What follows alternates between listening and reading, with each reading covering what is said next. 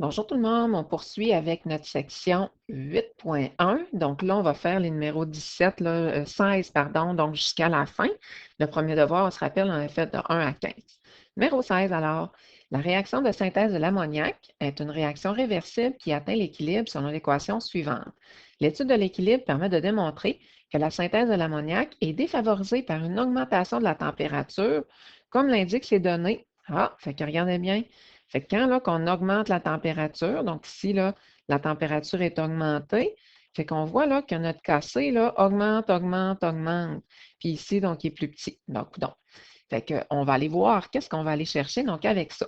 On nous dit, si la concentration du diazote est de, donc ça c'est notre concentration de notre N2, est de 0,24 mol par litre, et que la concentration du dihydrogène, le H2, est de 75 mol par litre à l'équilibre, quelle est la concentration de l'ammoniac, donc à l'équilibre?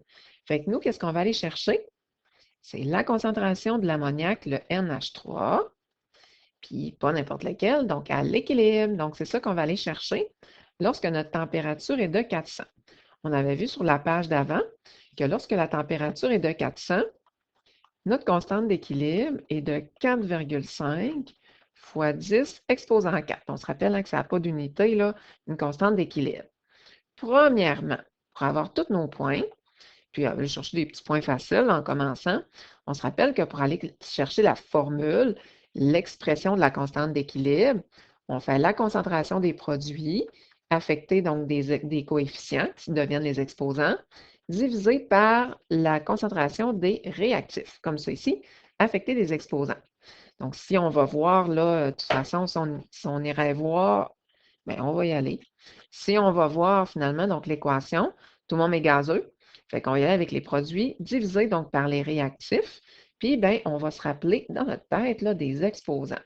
Fait qu'on y va avec notre produit, qui est l'ammoniac, pardon, affecté de l'exposant 2, puisque son coefficient est de 2. Divisé par nos réactifs, le N2 est exposant 1, le H2 est exposant 3.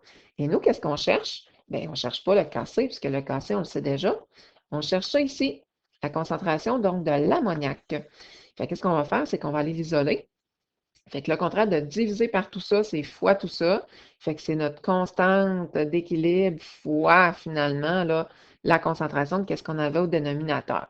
Fait que c'est ça qu'on va faire. On va aller écrire notre constante d'équilibre qui est de 4,5 fois 10 exposant moins 4, on pourra le mettre entre parenthèses là, pour la calculatrice, fois la concentration de notre N2, qui est ici, 0,24, fois la concentration de notre dihydrogène, qui est de 0,75, et qu'on va mettre à la 3.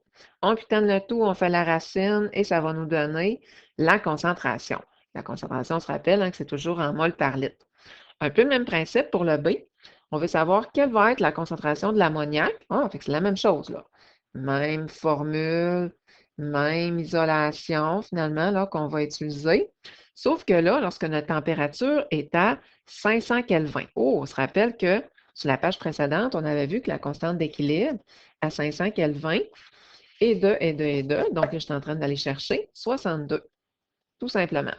Fait qu'on fait le même calcul, sauf qu'on va remplacer notre 4,5 par ici, par notre 62. Tout le reste du calcul donc, est bon, donc reste semblable, ce qui va nous donner donc la concentration de notre NH3 lorsqu'on est à l'équilibre. Et pourquoi qu'on a pu là, faire ça directement dans notre formule? C'est qu'on nous donnait déjà les concentrations de tout le monde à l'équilibre. Fait qu'on n'a pas besoin de faire de petits tableaux Yves, là. C'est pour ça, là. Le tableau Yves, là, donc ça, c'est juste pour aller chercher les concentrations à l'équilibre. Et on se rappelle que pour aller calculer donc la constante d'équilibre, bien, c'est sûr qu'il nous faut toutes les concentrations de tout le monde, tous les réactifs, tous les produits à l'équilibre. Donc ça, il faut que ça soit clair pour tout le monde. Numéro 17 maintenant. On nous dit, dans un récipient qui a un volume, V, de 12 litres, Miguel dépose donc une masse de carbone qui est de 20 grammes en présence d'un nombre de moles de O2 de 0,30 mol. Après avoir chauffé le tout à 400 degrés Celsius. On s'en fout puisque la température n'a pas changé.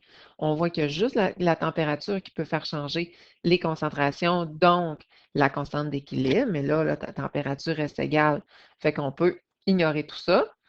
Il constate que l'équilibre suivant est atteint.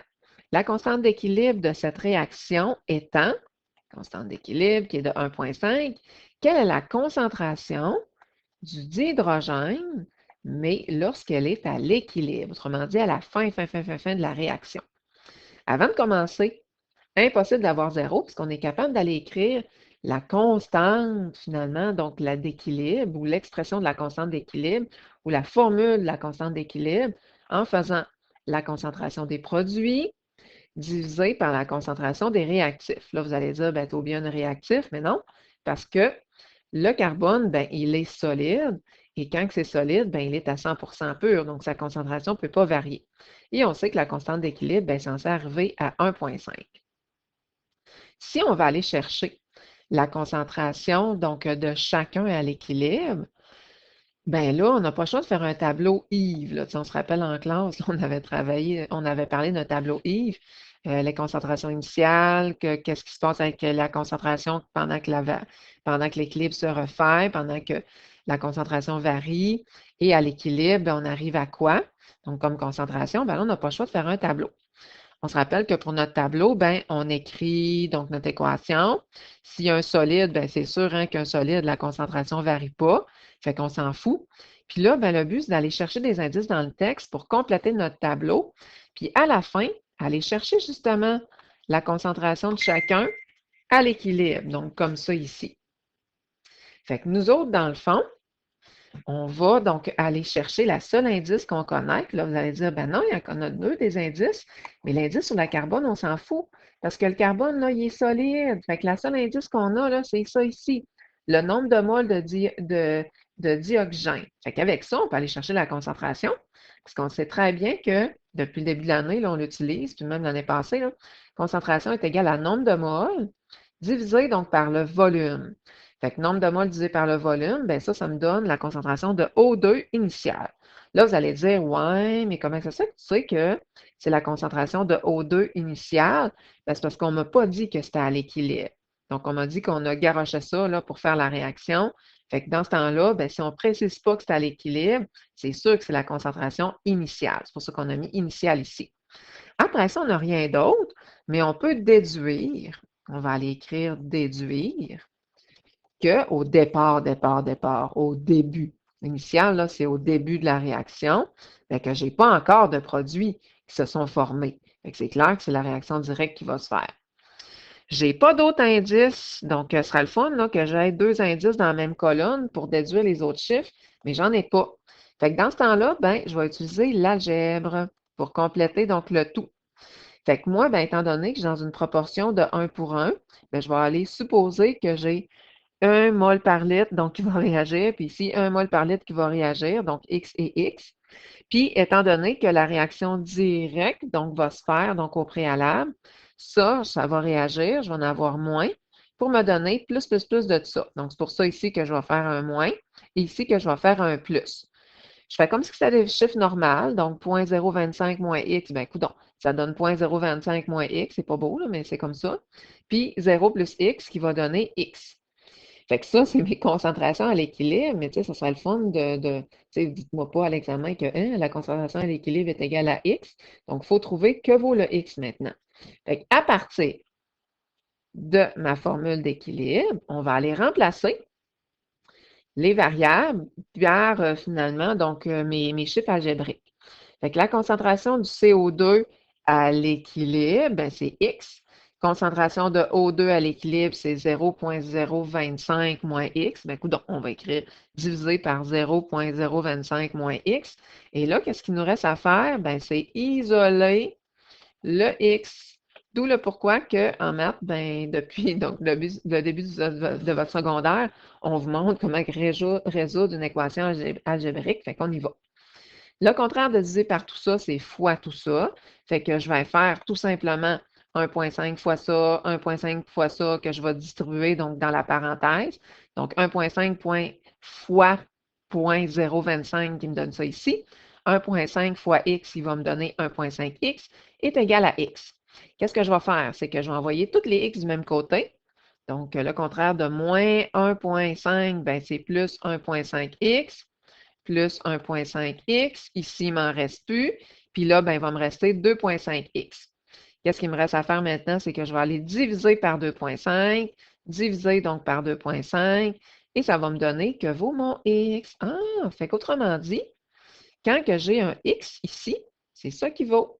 Fait que la concentration dans le fond de mon CO2 est égale directement à 0,015 mol par litre. Mais moi, c'est ça que je cherche là, ici. Là. Je cherche la concentration donc du O2, on se rappelle, hein, c'est ça que je cherche. Fait que tout ce que je vais avoir à faire, c'est 0,25 moins mon X. Mon X, je sais qu'est-ce qu'il vaut. Il vaut donc 0,015 et ça va me donner la concentration à l'équilibre. Et voilà, le tour est joué. Au numéro 18. Donc, on continue donc avec ça au numéro 18. Je tourne ma page pour être capable donc de suivre avec vous. On nous dit la réaction de synthèse du sulfure d'hydrogène atteint l'équilibre selon l'équation suivante. Et on a la constante d'équilibre. C'est sûrement pas ça qu'on va nous demander de calculer. À une température qui ne changera pas, dans un ballon qui a un volume de 5 litres, on note la présence d'une masse de 0,030 g de dihydrogène. Fait que ça, c'est la masse de dihydrogène. On a aussi, comme indice, la masse du S2 qui est à l'équilibre aussi. Oh! Donc, lui, là, est à l'équilibre. Dans ces conditions, quelle est la concentration du sulfure de dihydrogène? Fait que nous, qu'est-ce qu'on cherche là? C'est la concentration du H2S à l'équilibre à la fin. OK. Fait qu'on va aller résoudre ça. Premièrement, ben là, c'est clair que ça ne me donne pas grand-chose d'avoir la masse. Moi, ben, quand que je travaille avec ma formule de constante à l'équilibre, ben, c'est toutes des crochets, toutes les des concentrations. Fait qu'il faut que j'aille chercher donc la concentration. Mais avant, c'est clair que je vais aller me chercher un petit point gratuit en écrivant la formule. Donc, je vais y aller avec la concentration des produits, toujours divisé par la concentration des réactifs au dénominateur affecté des exposants. Tout le monde est gazeux, fait que je peux utiliser tout le monde. Donc, H2S à la 2 parce qu'on a un 2 ici en avant. Mon S2, ben, tu sais, supposément que c'est exposant 1, mais on ne l'écrit pas, c'est pas très beau. Puis le H2, donc on met exposant 2, comme ça ici. Nous, qu'est-ce qu'on cherche? Ben, on peut déjà donc aller donc l'isoler. On cherche la concentration du H2S. C'est ça qu'on va aller chercher. Fait qu'on peut tout de suite l'isoler. Ça va être déjà fait. Donc, pour l'isoler, ben, le contraire de diviser par tout ça, ben, c'est fois tout ça. Donc, ma constante divisée fois, pardon, tout mon dénominateur. Et pour aller donc annuler le petit exposant 2, ben, je vais faire ma racine. Fait qu'il va me rester juste à calculer ça quand que je vais savoir les concentrations dont j'ai besoin. Et en passant, je n'ai pas besoin de faire de tableau parce que tout est déjà à l'équilibre. Je fais un tableau seulement pour aller chercher les concentrations de tout le monde à l'équilibre.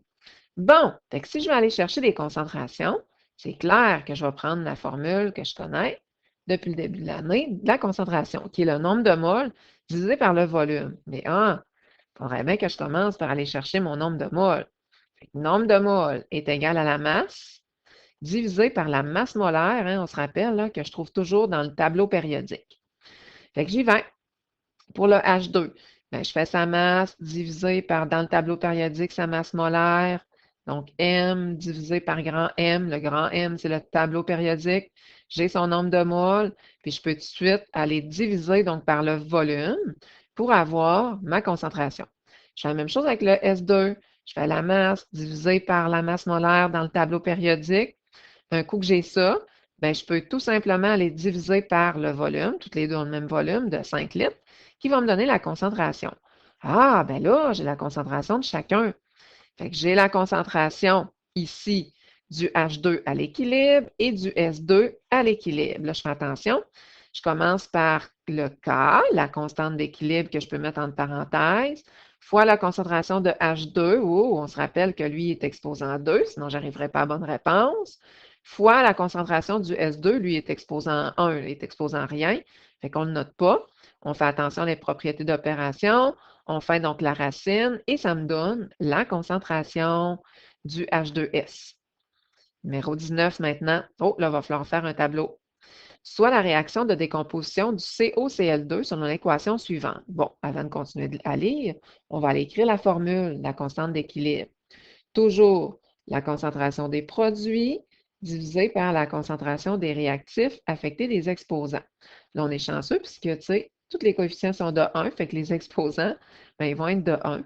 Tout le monde est gazeux, fait que je mets tout le monde dans ma formule. Tous les produits, donc ici, ça fois ça. Là, vous allez me dire lequel que je mets en premier, donc on s'en fout, parce que quand on multiplie, ça ne dérange pas. Puis on divise par notre seul réactif, ça c'est un R réactif qu'on a. Bon, nous, ben, on va aller chercher, donc, pour être capable de calculer la constante d'équilibre, puisque notre question, là, regardez la dernière phrase, c'est d'aller chercher la constante d'équilibre, bien, on a besoin de la concentration de tout le monde à l'équilibre. Fait que c'est ça, là, qu'on va aller chercher. On va aller lire les indices qu'on nous donne, mais on sait que la température, on s'en fout. En autant qu'elle reste stable, elle ne changera pas la constante d'équilibre. Dans un contenant qui a un volume de 5 litres, on place un nombre de moles de COCl2 de 12,5 moles, donc précisément. À l'équilibre, on note la présence d'une certaine quantité donc de moles de monoxyde de carbone, donc CO. Quelle est la constante donc d'équilibre de la réaction dans ces conditions-là? Fait que nous, ben, c'est clair que le nombre de moles, on ne peut pas faire grand-chose donc avec ça. Il faut aller chercher la concentration. Fait qu'on va faire notre nombre de moles divisé par le volume. Nombre de moles divisé par le volume et on va avoir la concentration de chacun. On nous avait vraiment précisé hein, dans le texte que pour le CO, c'était à l'équilibre. Fait que ça veut dire que pour le CO, là, je vais aller placer dans mon petit tableau Yves là, mon 0,10 ici. Tandis que mon COCl2, on ne m'a pas indiqué que c'était à l'équilibre. On nous dit qu'on place tant de moles, là, puis on le fait réagir. Fait que ça veut dire que c'est initial. Fait que pour le COCl2 initial, ben c'est ça, là, finalement, qu'on a comme indice. Ensuite, on va aller déduire que nos produits, ben c'est clair qu'au départ de la réaction, je ne suis pas censée donc en avoir puisque la réaction directe habituellement donc, se fait donc, au départ, donc pour ce qui est le début de la réaction. Je suis chanceuse. Je n'aurais pas besoin de faire de l'algèbre parce que j'ai une colonne où est-ce que j'ai deux indices. Fait que je vais pouvoir déduire ici, donc le chiffre qui manque. Étant donné que je suis dans une proportion de 1 pour 1 pour 1, bien, tu sais, on le sait qu'ils vont réagir tous dans la même là, proportion. OK. Fait que 0 plus quoi qui va me donner 0,10? Bien, c'est 0,10. Fait que c'est clair que ce que je cherche ici, c'est 0,10 et que ça va être 0,10 donc partout. Pourquoi que j'ai mis un plus? Bien, c'est parce que ça va réagir, je vais en avoir moins, pour me donner plus de ça. Fait que c'est pour ça là, qu'on a mis donc un plus. Fait que si on teste, là, 0 plus 0,10 qui va donner 0,10, c'est correct. Puis là, ben, je vais mettre 0,10 partout, hein, pour garder donc la proportion. Tout ce qu'il me reste à faire, c'est de faire mon petit calcul de chiffres. 0 plus 0,10 qui va donner 0,10, 2,5 moins 0,10, ma calculatrice qui donne 2,4. Et là, j'ai mes chiffres donc à l'équilibre que je peux rentrer dans ma constante d'équilibre. Qu'est-ce que je vais faire? C'est que je vais prendre cette équation-là, je vais aller rentrer mes chiffres donc dedans. Concentration du CO, 0,10. Concentration de l'autre produit, 0,10. Concentration de mon réactif, 0,10. Puis tout le monde, ben, c'est exposant 1 là, parce que les coefficients donc, étaient de 1. Je multiplie, je divise et ça va me donner la constante d'équilibre qui, en plaçant, est plus petite que 1. On mélange. Un mélange. C'est pas on mélange, mais c'est un mélange d'un nombre de moles bien précis de dihydrogène. Puis on mélange aussi un nombre de moles bien précis de dibromure. Dibromure, ben, c'est du Br2. Qui est chauffé jusqu'à une température de 700 Kelvin, mais en autant que la température ne change pas, là, ça ne dérange pas, dans un contenant hermétique qui a un volume de 1 litre. Ces substances réagissent ensemble pour former du bromure d'hydrogène. Bromure d'hydrogène, hein, c'est du Br, bromure d'hydrogène, HBr. Lorsque l'équilibre est atteint, on constate qu'il ne reste que un nombre bien précis de dihydrogène, et ça, c'est à l'équilibre. Quelle est la constante d'équilibre? lorsque la température ben, est pareille, qu'elle ne change pas. Fait qu'on s'en fout un petit peu de la température.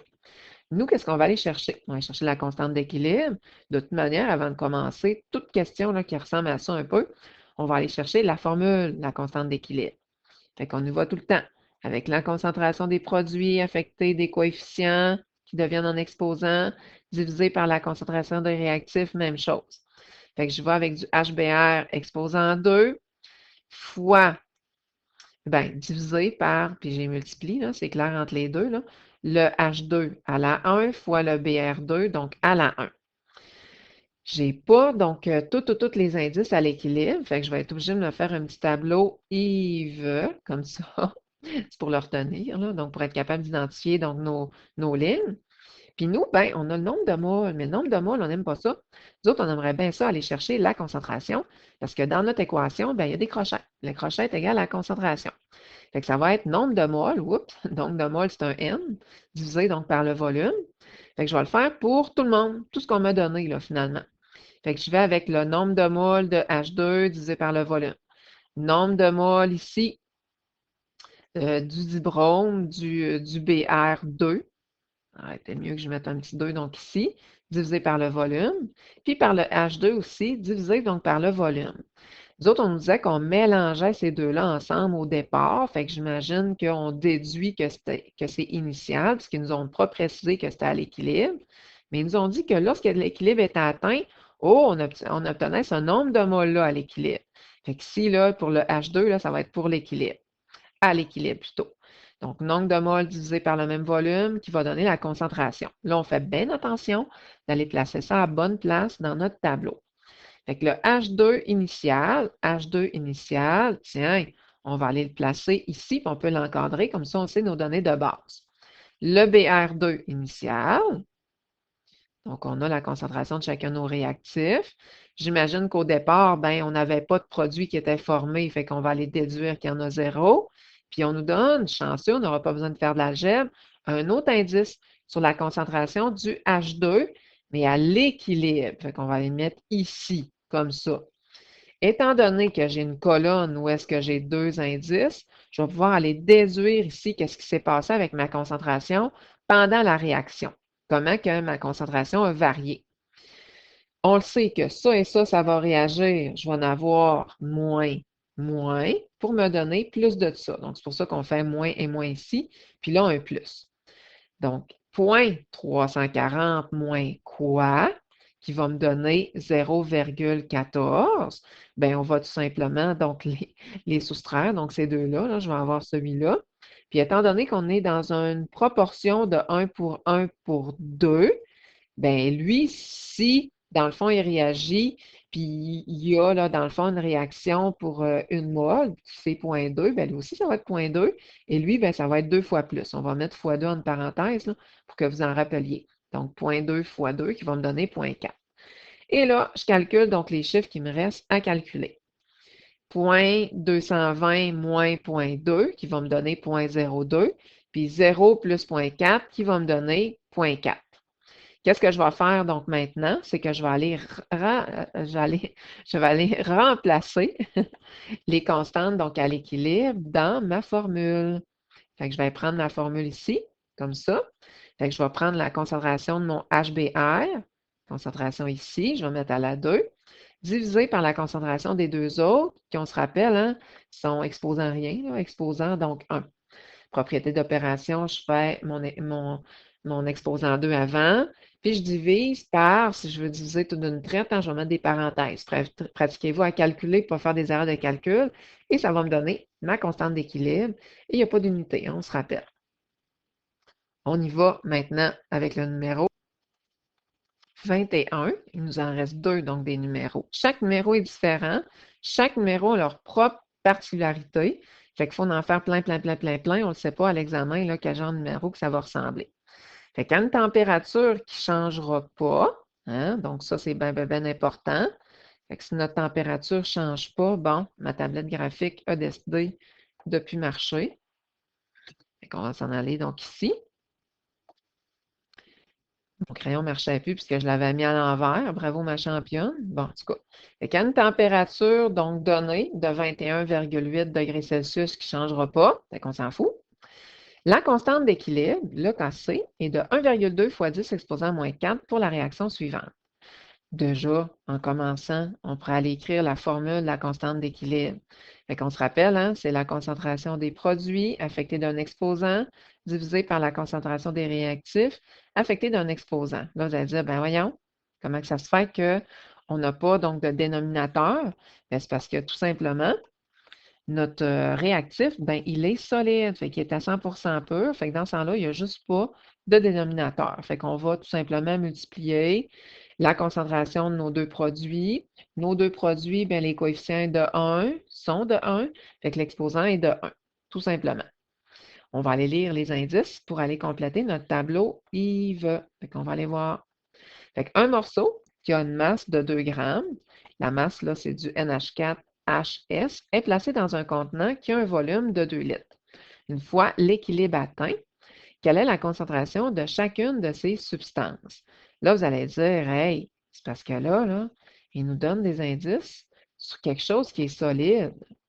Fait que c'est clair que je ne peux pas aller calculer donc sa concentration. Impossible, parce que c'est un solide. Puis un solide, on se rappelle, hein, de toute façon, quand même que je mettrais une donnée ici. Mon solide, mon Dieu, c'est écrit solide là, ici, là, il est à 100% pur, fait que sa concentration ne changera pas.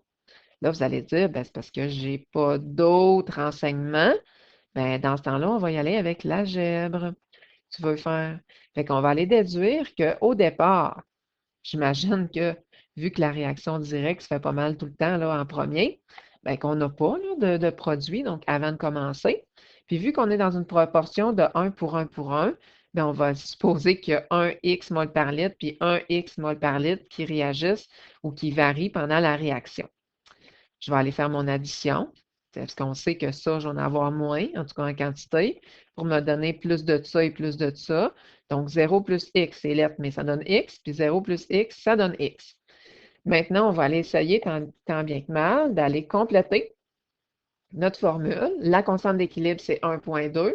Puis là, ben, je vais multiplier donc la concentration de chacun. Ben, donc, c'est x fois x. Fait qu'on va y aller avec x fois x, qui va me donner x2. Puis là, ben, je vais aller isoler donc le x. Ça va être facile, rapide. Donc, pour aller annuler l'exposant 2, ben, c'est clair qu'on va faire la racine donc de chaque côté. Puis la racine de 1,2 fois 10 exposant moins 4, qui va me donner le x. Fait que dans le fond, là, le x, à toutes les fois que j'ai un x, ça vaut 0,011. Fait que la concentration de chacun, concentration du NH3 et concentration du H2S, c'est égal à 0,011 mol par litre. Dernier numéro. Moi, je sens qu'ils vont me le mettre un petit peu plus là, difficile. Donc, probablement qu'on va utiliser peut-être la formule quadratique. Hein? Donc là, on espère tout le temps de ne pas l'utiliser, mais c'est clair que là, on va avoir un numéro. Un échantillon qui a un nombre de moles de pentachlorure de phosphore, PCl5, est introduit dans un contenant qui a un volume de 5 litres. Après un certain temps, l'équilibre est atteint, puis on a notre constante d'équilibre. Qu'est-ce qu'on va aller calculer? On va aller calculer la concentration de chacune des substances, c'est clair, à l'équilibre, donc à la fin. Fait que nous, qu'est-ce qu'on cherche là? C'est la concentration à l'équilibre de tout le monde à la fin. Avant de se casser la tête, facile, on va aller écrire la formule de la constante d'équilibre. Toujours la concentration des produits affectés des exposants divisé par la concentration des réactifs affectés des exposants. Tout le monde est gazeux, tout le monde donc a une concentration qui varie, fait que j'y vais. Concentration de lui fois concentration de lui, étant donné que tout le monde, ben, le coefficient est de 1, ben, l'exposant sous-entendu est de 1, mais on ne l'écrit pas, c'est pas beau. On divise par le réactif, exposant 1. Bon, on a-tu un indice? Oui, on a un indice pour nous aider à aller trouver la concentration. Fait que concentration est égale à N sur V. Donc, c'est un indice pour le PCl5. Nombre de moles divisé donc par le volume. Ben, coudonc, j'aurai tout bien ça. Donc, je peux aller mettre dans mon tableau de Yves. Yves, comme ça, ici. Étant donné qu'au départ, comme je dis depuis le début, qu'on n'est pas censé avoir de produit au début, au début, ça c'est initial, là, au début de la réaction, ben, on va déduire qu'il n'y en a pas. Donc ici, donc 0 mol par litre, 0 mol par litre. Ça va réagir, je vais en avoir moins pour me donner plus de ça. C'est pourquoi qu'on va aller faire un moins, un plus et un plus. Puis là, on va faire merde. J'ai pas d'autre indice pour la concentration pour mettre dans le tableau. Dans ce temps-là, c'est poche un peu. On va aller faire de l'algèbre. On va utiliser donc nos X. Vu que j'ai dans une proportion de 1 pour 1 pour 1, ben on va dire qu'il y a un X, un X, un X qui réagissent. On n'écrit pas un X, c'est lettre, mais on écrit X, X, X. Ici, je fais mes petits calculs comme si c'était des chiffres. 0,52 moins X, c'est très laid, mais ça donne 0,52 moins X. 0 plus X, X, 0 plus X, X. Donc, je fais là mes totales, donc ici, mes totaux. Je remplace. Tant bien que mal, donc comme je peux. Donc, c'est clair que je vais aller faire de l'algèbre, là, ça c'est sûr. Les concentrations que je connais, donc algébriques, dans le fond, dans mon équation, on sait que la constante d'équilibre, c'est 1,8.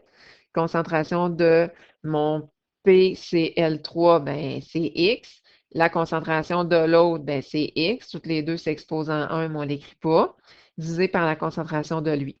Et là, tout ce qu'il me reste à faire, c'est isoler le X. On fait des maths, tout simplement. Fait que trouver le X fois X qui donne X2.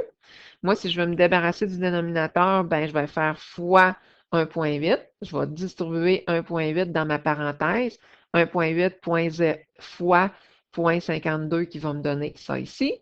Puis 1,8 fois X qui va me donner donc moins 1,8X. Puis je descends mon X exposant 2. Et merde, impossible d'aller isoler le X parce que j'ai une équation du second degré. On va aller l'écrire. Équation du second degré. J'écris mal parce que j'étais avec ma tablette graphique, mais j'écris pas bien mieux là, en réalité de tout de même. Fait que dans ce temps-là, vu que j'ai une équation du second degré, j'essaie de tout égaler donc à 0. Okay? Parce que c'est impossible pour moi là, d'isoler donc le x. Fait que je vais envoyer, ou je décide d'envoyer, je laisse mon x2 positif, là, ça va être plus facile, là, je m'arrange pour avoir le moins de négatifs possible. Je vais envoyer mon 1,8 de l'autre côté, donc il va donner plus 1,8x. Je vais envoyer mon 0,936 qui va donner moins 0,936. Et là, je vais avoir besoin de mon A, de mon B, de mon C. Fait que mon A est égal à 1. A est égal à 1.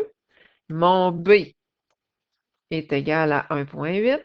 Et mon C, ça c'est un quand j'ai négatif, est égal à négatif 0,936. On se rappelle que la formule quadratique, c'est moins b plus ou moins racine de b2 moins 4ac sur 2a. Fait que je vais faire le calcul une fois avec le plus, c'est ça qu'on a fait ici, et une autre fois avec le moins. Il y a une des réponses qui va être négative, fait que c'est pour ça qu'elle va être annulée. Parce que c'est impossible d'avoir une concentration négative. Et il y en a toujours une qui va marcher. Dans le fond, c'est d'aller chercher les zéros de la fonction. Fait que je viens de trouver que mon x est égal à tout ça. Là, la formule quadratique, vous êtes censé être capable d'utiliser. Il y a même des programmes que vous pouvez rentrer dans votre calculatrice. Je ne l'effacerai pas, donc à votre examen. Puis en plus, il y a des petits programmes aussi là, sur Internet que vous pouvez trouver. Vous rentrez le A, le B, le C, vous faites Enter, là, puis ça va vous donner là, votre calcul. Sinon, vous pouvez aller réviser, donc formule quadratique là, sur Internet. C'est clair que ça peut peut-être faire du bien aussi, mais il faut être capable de la calculer aussi. Fait que dans le fond, nous autres, on a trouvé notre X. Fait que notre X, là, il équivaut à ça. Fait qu'à toutes les fois, j'ai vraiment dérapé sur le X. Fait qu'à toutes les fois donc qu'on a un X, ça vaut 0,42. Fait que la concentration des deux derniers, coudonc, c'était lequel, là? Tu sais, la concentration des deux derniers à l'équilibre, c'est 0,42. Mais pour celui-là, il faut que je fasse 0,52 moins X, qui est 0,42, puis je vais avoir donc la concentration. Je peux très bien vérifier si quand que je multiplie les deux produits puis que je divise par, dans le fond, le réactif, ça donne 1,8, mais je ne suis pas obligée. Donc, si je me fais, admettons, confiance, mais je peux vérifier donc ma réponse. Ça, c'est cool. Fait que nous autres, dans le fond, on va se revoir avec la section 8.2 sur les acides et les bases.